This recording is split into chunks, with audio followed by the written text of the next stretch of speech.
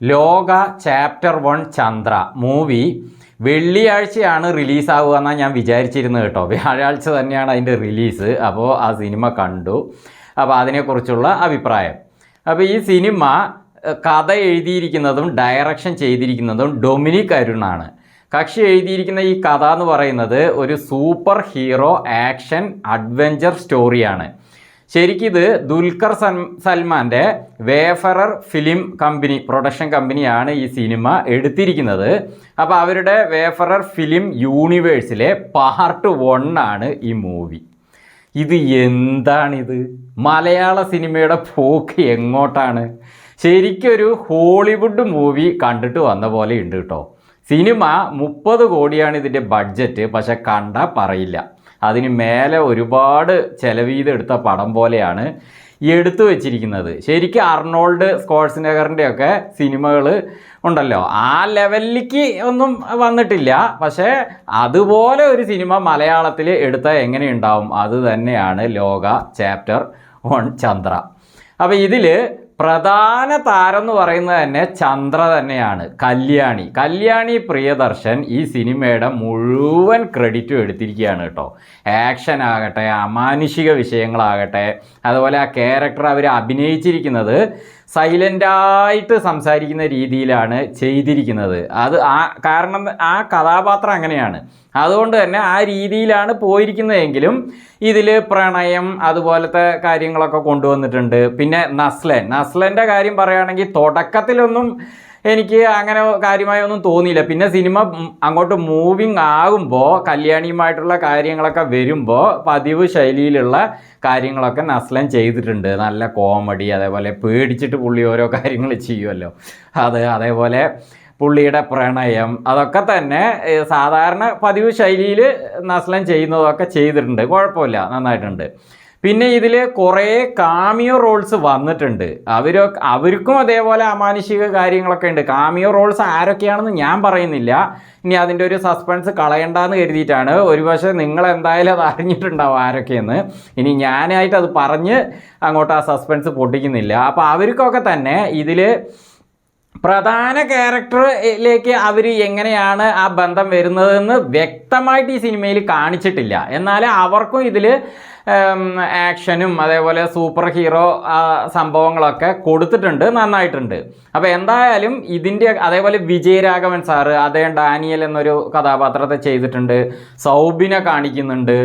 അതുപോലെ കുറേ കഥാപാത്രങ്ങളെ കാണിക്കുന്നുണ്ട്. ഇവരൊക്കെ ആരാ, എന്താ, ഈ ഒരു യൂണിവേഴ്സിൽ ഇവർക്കൊക്കെ എന്താണ് സംഭവം എന്നൊന്നും വ്യക്തമായിട്ട് ഈ സിനിമയിൽ കാണിക്കുന്നില്ല. ഇതിൽ കല്യാണിയുമായി ബന്ധപ്പെട്ട കാര്യങ്ങൾ, അതിലുള്ള സംഭവങ്ങൾ എന്തൊക്കെയെന്ന് കാണിക്കുന്നുണ്ട്. അതൊക്കെ നന്നായിട്ടുണ്ട്. അപ്പോൾ ഇനി അതൊക്കെ പാർട്ട് 2ഉം പാർട്ട് 3 ഒക്കെ വരുന്നുള്ള കാര്യം ഉറപ്പായി കഴിഞ്ഞു. അതിനുള്ള എല്ലാ സംഭവങ്ങളും ഈ സിനിമയിൽ അവർ കാണിക്കുന്നുണ്ട്. പിന്നെ ഇതിൽ വില്ലൻ റോള് ചെയ്തിരിക്കുന്നത് സാൻഡി മാസ്റ്ററാണ്. പുള്ളി പൊളിച്ചിട്ടുണ്ട് കേട്ടോ വില്ലനായിട്ട്. പുള്ളി ലിയോയിൽ വരുന്ന ആ പുള്ളി കാണിച്ച സംഭവങ്ങളുണ്ടല്ലോ, അതുപോലത്തെ ഒരു ഭീകര സംഭവങ്ങൾ പോലെ തന്നെയാണ് ഇതിലും കക്ഷി ചെയ്തിരിക്കുന്നത്. വില്ലൻ റോള് നന്നായി വന്നിട്ടുണ്ട്. ഇനി പാർട്ട് 2വിൽ വരും എന്നാണ് തോന്നുന്നത്. ഇനി എന്താവുമെന്ന് അറിയില്ല, അത് ഇനി അടുത്ത പാർട്ടിലേ അറിയുള്ളൂ. ഇനി ആരൊക്കെ ഇറക്കുന്നുള്ളത് അറിയില്ല. എന്തായാലും പുള്ളി നല്ലൊരു വില്ലനായി ഇതിൽ വന്നിട്ട് അങ്ങനെ നിൽക്കുന്നുണ്ട്. ഇതിൽ ഒരുപാട് വിഷ്വൽ എഫക്ട്സ് ഉപയോഗിച്ചിട്ടുണ്ട് കേട്ടോ. ശരിക്ക് മറ്റേ മിന്നൽ മുരളി ഉണ്ടല്ലോ, ആ സിനിമേനെ ഇത് കടത്തി വെട്ടി കളഞ്ഞു. അതേപോലെ മണിയൻ ക്യാരക്ടർ ടൊവിനോ ഒരു സിനിമയിൽ ARMൽ വരുന്നുണ്ടല്ലോ, അതിലെ സംഭവങ്ങളെയും ഈ സിനിമ കടത്തി വെട്ടി കളഞ്ഞു. അങ്ങനത്തെ കുറേ ആർട്ട് വർക്ക് കുറേ വന്നിട്ടുണ്ട്. പിന്നെ ഇതിൻ്റെ എഡിറ്റിംഗ് ചെയ്തിരിക്കുന്നത് ചമൻ ചാക്കോയാണ്. പുള്ളിക്ക് നല്ല പണി കിട്ടിയിട്ടുണ്ട് കേട്ടോ. കാരണം ഇതിൽ എഡിറ്റിംഗ് ഒക്കെ നല്ല പെർഫെക്റ്റ് ആയിരിക്കണം. പുള്ളി നന്നായിട്ട് ചെയ്തിട്ടുണ്ട്. പിന്നെ ഇതിൻ്റെ സിനിമാറ്റോഗ്രാഫി ചെയ്തിരിക്കുന്നത് നിമിഷ് രവിയാണ്.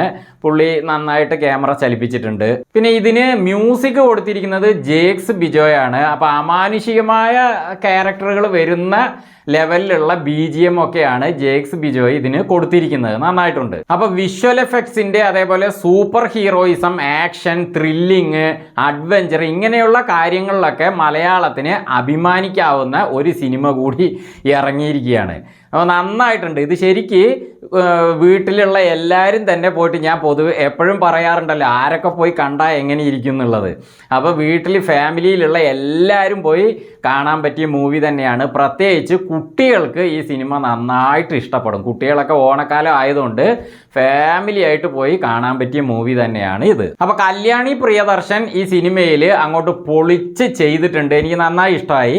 അപ്പോൾ പാർട്ട് 2വിലും അവർ വരുമെന്ന് പ്രതീക്ഷിക്കുകയാണ്. ഇനി എന്താ സംഭവിക്കുക എന്നറിയില്ല. കാരണം പാർട്ട് 2ഉം പാർട്ട് 3 ഒക്കെ ആ കഥ എഴുതുന്ന ആളുടെ ഇഷ്ടത്തിന് എങ്ങനെ വേണമെങ്കിലും എഴുതാം. നമുക്ക് കാണുമ്പോൾ നന്നായിരുന്നാൽ മതി. എന്തായാലും ഈ സിനിമയിൽ കണ്ട ക്യാരക്ടേഴ്സൊക്കെ അതിൽ വരുമെന്നുള്ള കാര്യം ഉറപ്പാണ്. അത് ആരൊക്കെ ഉണ്ടാവുമെന്ന് പറയാൻ പറ്റില്ല. ഹൃദയപൂർവ്വം മൂവി കണ്ടിട്ട് ഞാൻ അതിൻ്റെ റിവ്യൂ ചെയ്തിട്ടുണ്ടായിരുന്നു ചാനലിൽ. അപ്പോൾ അതിൻ്റെ തമ്പനയിൽ ഈ വീഡിയോയുടെ അവസാനം കൊടുത്തേക്കാം. അപ്പോൾ നമ്മുടെ ചാനലിലെ വീഡിയോകൾ കാണുമ്പോൾ മറക്കാതെ ഒരു ലൈക്കൊക്കെ കൊടുക്കുക. പിന്നെ ചാനൽ സബ്സ്ക്രൈബ് ചെയ്തിട്ടില്ലാത്തവർ സബ്സ്ക്രൈബ് ചെയ്യുക കേട്ടോ. അപ്പോൾ ഞങ്ങളുടെ വീഡിയോകളൊക്കെ പെട്ടെന്ന് നിങ്ങൾക്ക് ലഭിക്കുന്നതാണ്. എന്തായാലും ഒരു പൊളി സാധനം തന്നെ സിനിമ.